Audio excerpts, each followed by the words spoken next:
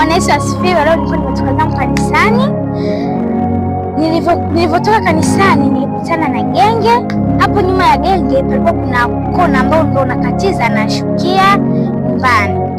Kabla sijaingia kwenye kona kushukia nyumbani, ghafla Roho wa Mungu akasema na mimi ndani yangu ya kwamba niseme na vijana.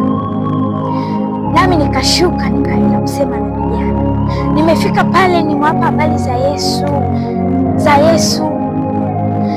Nikaanza kuwapa habari za Yesu, kuelezea jinsi Yesu anavyookoa. Ghafla akatokea kijana mmoja,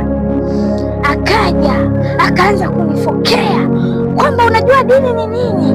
Dini la kwanza ni nini? Hivi kwani wewe umeolewa? Hivi kwani wewe una mme? Unajua mambo yanayotuchanganya kwenye familia yetu? Alafu hapo ameshavuta bangi, ameshakunywa pombe, yuko chakari. Nikamwambia Mungu, hii kazi si ya kwako. Wewe Bwana ndio umesema ndani ya moyo wangu nije niseme nao. Basi sema nao ndani ya moyo wangu. Ghafla akaanza kunisogelea ya kwamba nikupige.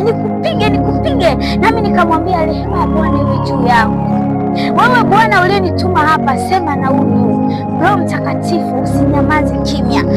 Watu akainuka mtu ghafla pia na yeye akaja akamzidia, akainuka akaja kunitetea, akasema haiwezekani umpige, haiwezekani. Wakabishana, nami hapo na msii Bwana, namwambia wewe Mungu ndio umesema nije niseme nao. Basi akaondoka yule kijana. Alivyoondoka nami nikaendelea, sikukata tamaa, nilibaki nasema na vijana waliobakia.